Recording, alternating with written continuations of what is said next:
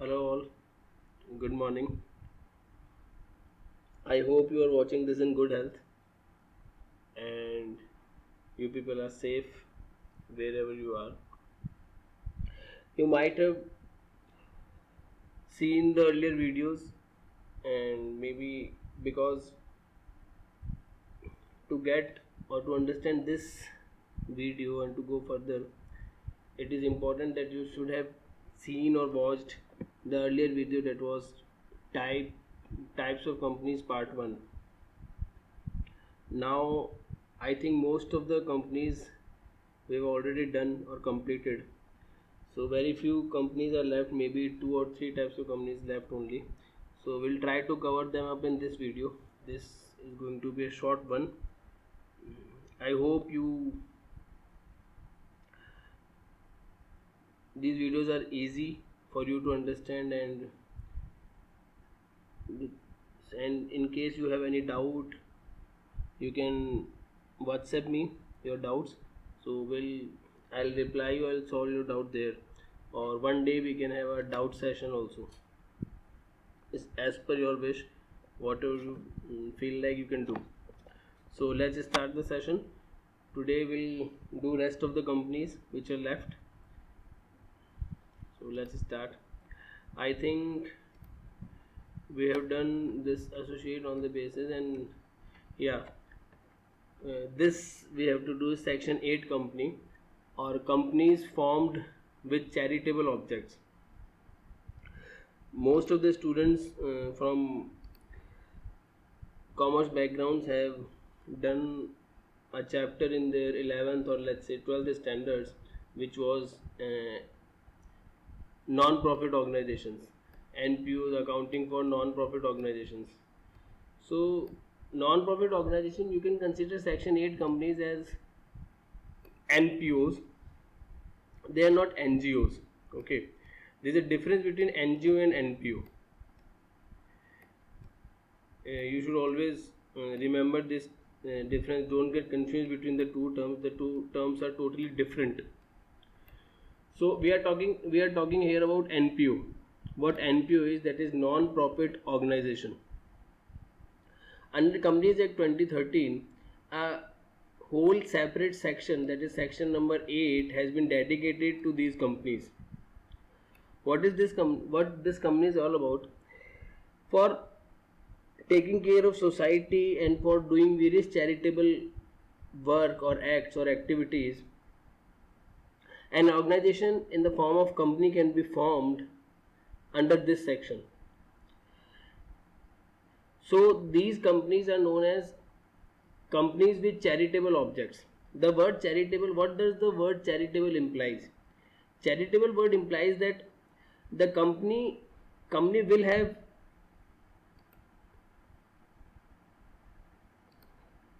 money or will have funds to do the business, but the objective of company is not to make profit. Always remember, objective is not to earn profit.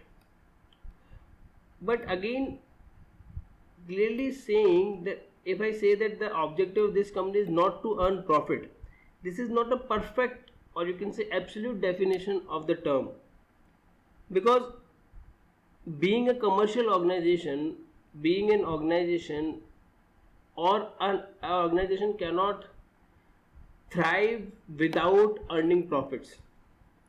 For its survival, for its growth, organization need to have some profits.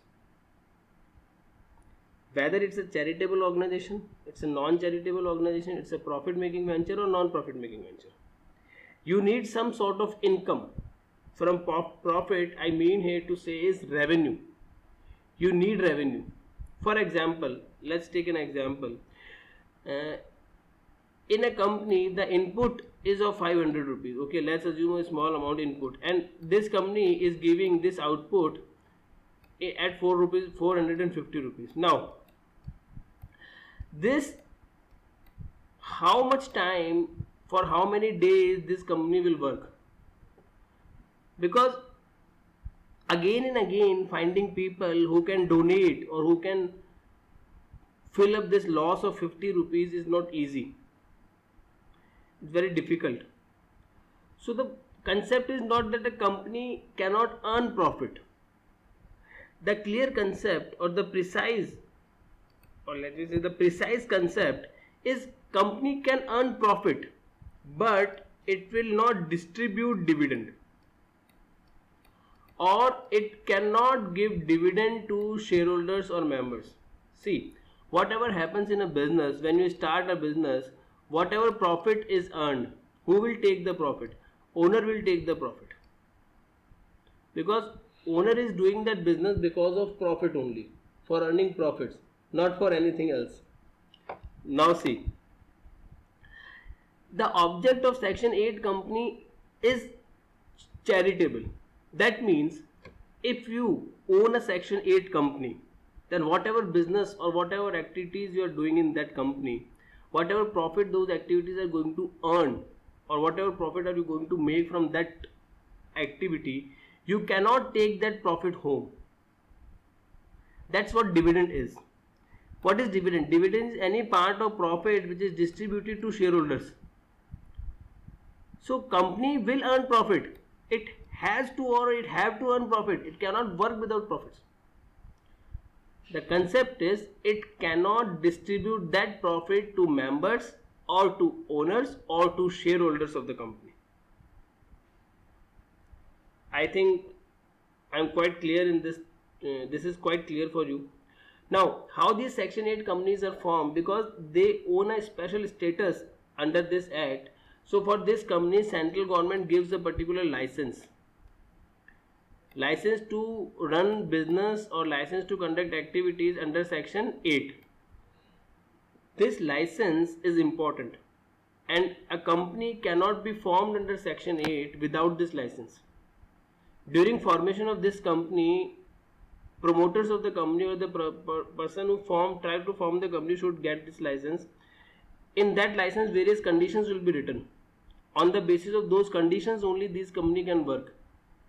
It may also happen that company does not comply with the points or the condition or the terms mentioned under the license. In that case, government can revoke the license also. Revocation, you know what revocation is all about. You have read that in Contract Act.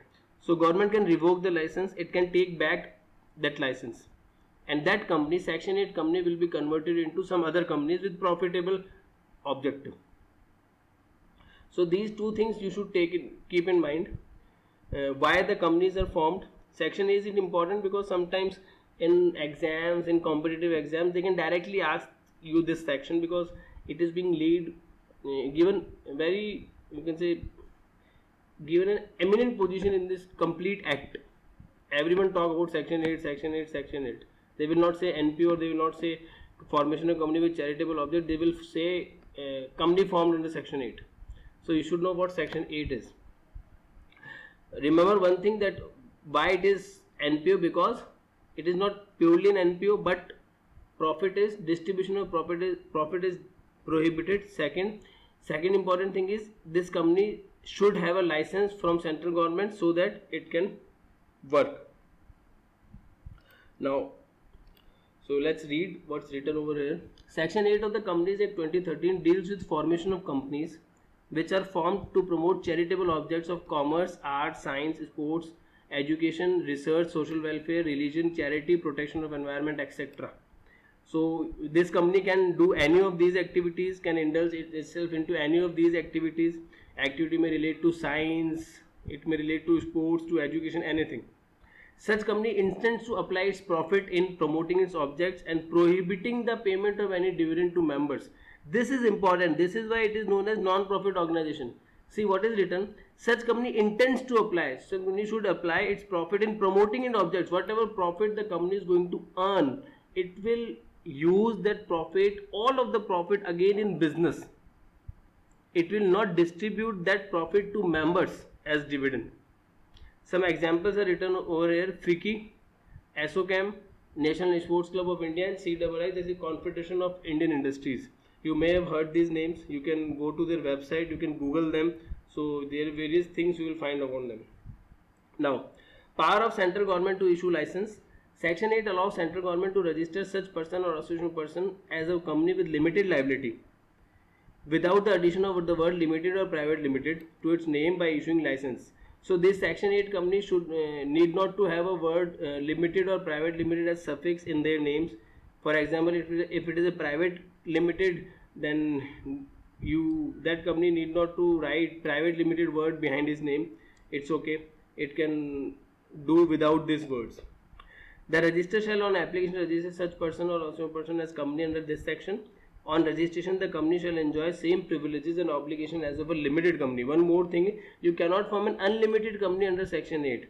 It is clearly mentioned under section 8 only limited companies can be formed. And one more thing we read in OPC when we were doing OPC, that you cannot form OPC, cannot convert OPC in section 8 companies. So it can be only private company or a public company with limited liability. Unlimited companies or OPC are prohibited to be converted or formed as section 8 companies. Revocation of license. Central government may by order revoke the license of company where company contravenes any of the requirement of or condition of this section, subject to which a license is issued, or where the affairs, this word is affairs, it is a typographical error, sorry, of the company that conducted fraudulently or violative of the objects of the company or prejudicial to public interest, or on revocation the registrar shall put limited or private limited against the company name in the register. Limited, if the company after revocation is converted into public company, then the word limited will appear, and if it is converted into private limited, then the word private limited will appear. But before such revocation, central government must give it a written notice of its intention to revoke the license and opportunity to be heard in the matter. Order of central government. Where license is revoked, the central government may in public interest order the company registered under this section should be amalgamated with another company registered under this section having similar objects to form a single company with such constitution, properties, powers, rights, interests, authorities and privileges, and with such liabilities, duties and obligations. One more thing, the one more power central government has is this: if revoking, for example, you have formed a section 8 company, let's say X is the company, and suddenly you by mistake you contravene any of the term mentioned under the license. Now the immediate power or the immediate action central government can take against this company is it can order to convert this company into a private limited company, or let's say a public limited company.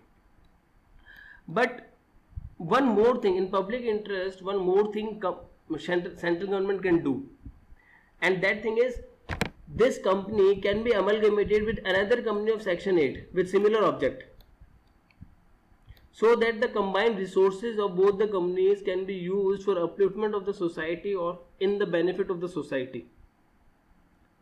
What this will do is it will not break or manipulate the essence for which the company was created initially. So this is again a power in hands of government. It depends on government what government wants to do at that particular point of time. I think now this is quite clear. These are some important points, you can just revise them. It becomes easy for written in short. And one more thing is, it is written over there that some of the conditions are there with some of the rules of this Companies Act, some of the section of Companies Act or provisions of Companies Act are not as per se applicable to these companies, section 8 companies, because of the special status they achieve or they enjoy. So these are some special powers or exemptions given to this company. This we will discuss later on as we proceed in our course. Now one more thing you can remember: partnership firm can be a member of section 8 company. This is important firm. A partnership firm cannot be a member of a normal company. A normal company means any public company, any company which is formed under any other section rather than 8. A partnership firm can become member of any company except section 8. ठीक है, company cannot become member of, partnership firm cannot become member of any company. It can become member of only company which is formed, registered under section 8. Next is dormant company. Now the word dormant implies inactive. You may have heard the word dormant volcanoes.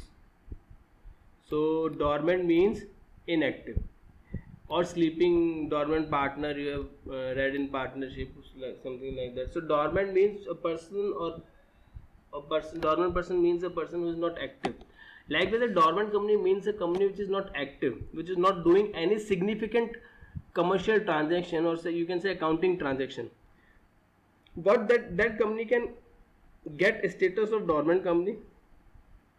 This will benefit in the company in a way that now that company do not, till that company is a dormant company, it is not required to fulfill various sections or regulations of this act, because it is not active, it is not doing any significant accounting transaction, not carrying out any commercial transactions. It may become very difficult for that company to fulfill various requirements under this law.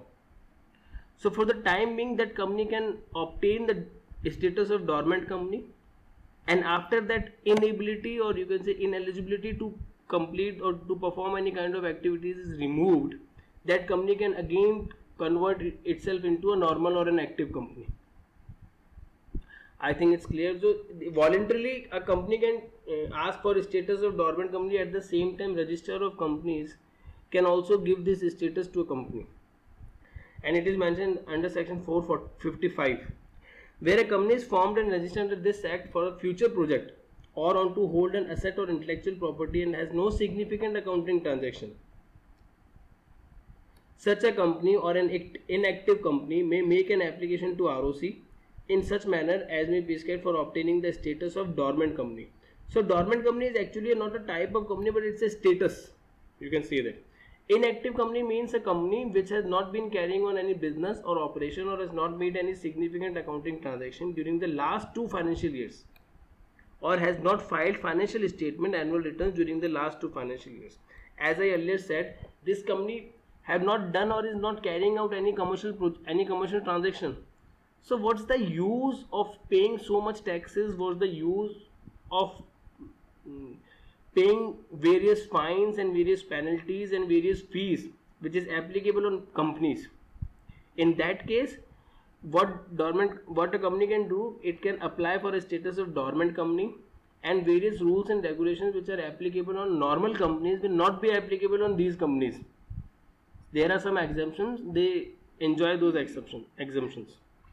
Now, so significant accounting transaction means any other transaction apart from these. So these 4 are not significant accounting transaction. That is, a company may carry out these 4 transactions, still it will be considered as an inactive company, because these are important.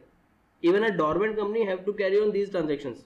First transaction is payment of fee by a company to registrar, payment made by to fulfill requirement of this act, or allotment of shares to fulfill requirement of this, and payment of maintenance once in records. These transaction company has to carry on. Apart from the, if a company is doing only these 4 things in a year, or for continuously for 2 years, then that company can achieve state or obtain a status of dormant company. I think it's clear. Next is Nidhi companies. So this was also there in previous acts, but now it's again same, because they've given, due to economic conditions and globalization, and these companies again have been given a, you can say, eminent position in Companies Act. I will say eminent because again they enjoy various exemptions and they are discussed everywhere in other acts also. So Nidhi companies, a company which are formed to incorporate, or you can say to cultivate the feeling or the habit of savings in people. You have heard the companies chit fund company, where people go and maybe in your locality, or maybe you have heard someone, elder people maybe of your house maybe doing that What they do is they will donate 50, or they will not donate, they will say 50, 100 per day or something like rupee. They will give this that rupee to a particular person, and that person after a month, or let's say after a year, will give that amount back to the person who has saved it. Now, these, you can also form a company in this form for this kind of business, and those companies are known as Nidhi companies. Nidhi is a word of Hindi which means capital, or you can say saving, something like that. So, company which has been incorporated as Nidhi with the object of cultivating the habit of thrift, cost cutting, and savings among its members, receiving deposits from and lending to its members only for their mutual benefit, and which complies with such rules as prescribed central government, are known as Nidhi companies. It's very simple. Actually, it's not a definition, it's the object for which the company has been created. So, the company has been created for cultivating the habit of thrift and savings among its members. I think this was the last company. Now the next is illegal association. So right now all the various types of companies which you can come across is over as per Indian law. Next is illegal association. This is not a company by name. You will see it is an association, not a company, and it is illegal. Illegal is which is not validly held by law, or which is not legal as per law, is illegal. Now, what happens is sometimes a partnership firm can be there with, let's say, maximum number of, which has partners more than maximum limit permitted. Right now the maximum limit permitted for partnership firm is 100 people. That is 100% can act as partner in a partnership firm. What happens if a partnership firm is working with the partners greater than 100? In that case, as per the rules of Companies Act, as per the provisions of Companies Act, that partnership firm should get itself registered as a company under Companies Act 2013, because the maximum limit of partners in a partnership firm is prescribed by Companies Act, not by Partnership Act, not by Indian Partnership Act 1932. It is prescribed by the Companies Act 2013, and right now the maximum limit of partners in a partnership firm is 100. So if you form a partnership firm with, let's say, 101 partners, you cannot get it registered under Partnership Act, because that is not a valid requirement. That is illegal. What you can do for such an organization, you should come to Companies Act and get that organization registered as a company. Now, again, a scenario may take place, or it may happen that a partnership firm has more than 100 partners and it is not registered under Companies Act as a company. So what it will become? It is not a company because it is not registered. It is not a partnership firm because it is already surpassed the maximum limit of partners. That partnership firm will be considered as an illegal association. Always remember, it should not be registered under Companies Act. If it gets registered itself under Companies Act, then it is not an illegal association. It will become a company. But if it is not registered under Companies Act, it will become a illegal association. One more provision is there. If there are more than, let's say, HUF, together they come and more than 2 HUF are working together and their partners are more than 100, then that combination of HUF also become illegal.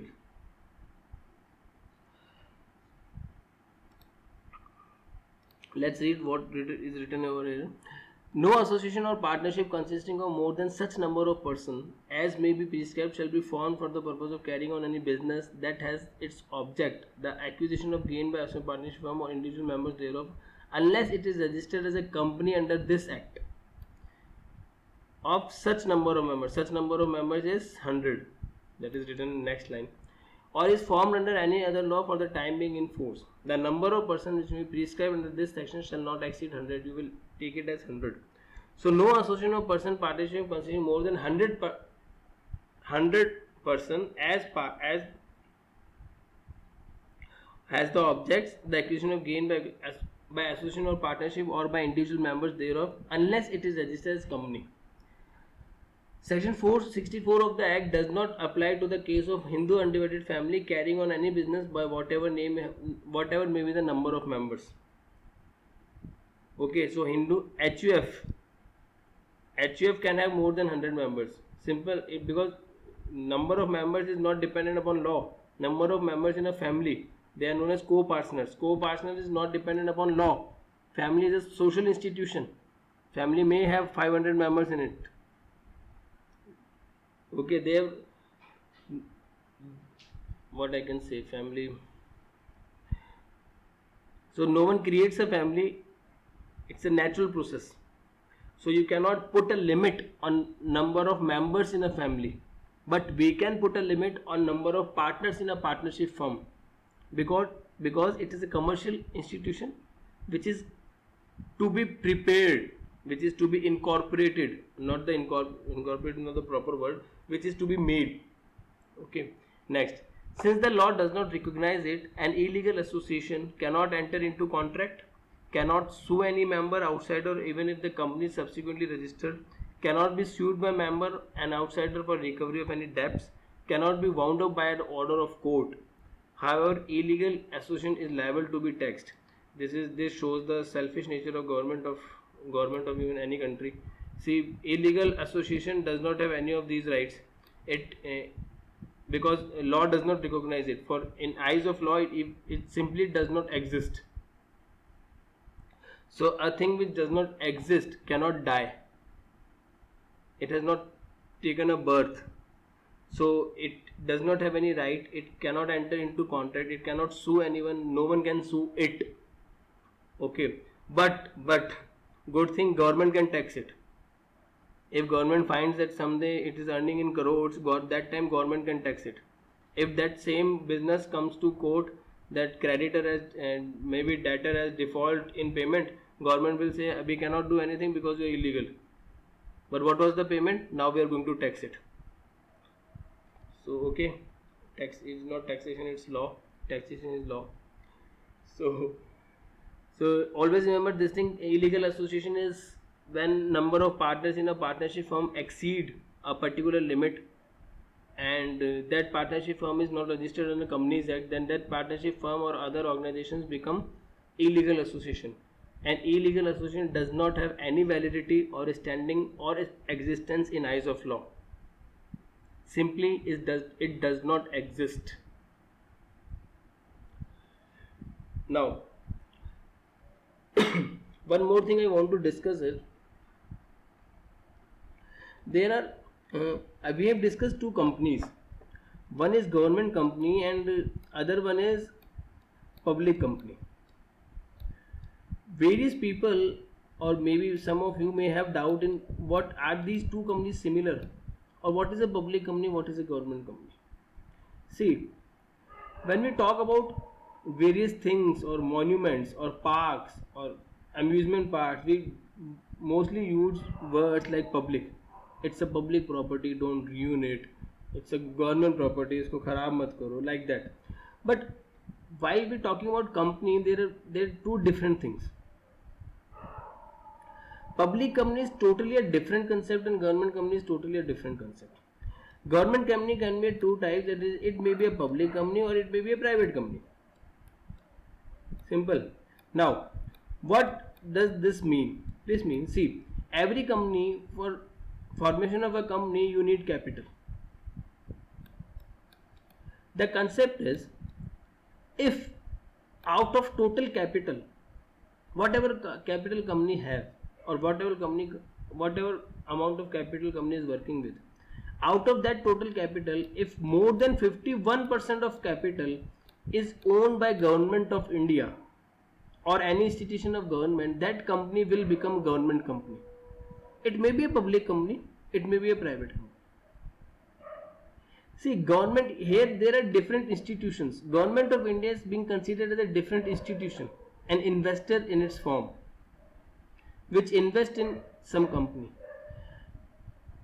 When we talk about public company means public, in which public has invested some amount. And what is public? Public is individuals which constitute India. Public is a broader term which means any one of us or anyone of us can invest in that company. That company is known as public company. Private company means there is a limit that public company cannot invest in this company. Public means anyone cannot invest. There are limited 200 people, only those individuals can invest. That is, only 200 individuals can invest. If we remove the limit of 200 from a private company, it will become a public company, because now anyone can invest in this company. But public company is not a government company. Government company are only companies in which government has invested. How much amount? More than 50%, 51% of that, of capital of that company. It's very, please don't confuse yourself with government and public companies. You may have heard the word PSUs, public sector undertakings. Now, public sector undertakings are often considered as government companies because government has more than 51% stake in these companies or holding in these companies. Don't get confused in these things. They are two different concepts, two different companies. For example, let's take an example of TCS, Tata Consultancy Services Limited. You know, Tata Consultancy Services Limited is a public company, listed public company. Why we call it a public company? Because anyone in India or even outside India can invest in this company, in capital of this company. You can right now, tomorrow you can go and purchase shares of TCS Limited. You will be held as shareholder of that company or member of that company. But what happens if government, out of total capital of TCS, government purchase more than 51% shares of TCS? From that day, TCS will become government company. It is public, but with public it will become a government undertaking also. I think this is quite clear now. So don't get confused between public, private and government companies, PSUs. They are totally different concepts, and make sure, and even if you have some confusions, please ask me. This all types of companies are over. So this topic will rest the topic right now. For you, we'll meet in next video with some new topics. Till then, stay safe, stay happy, stay blessed. Good evening.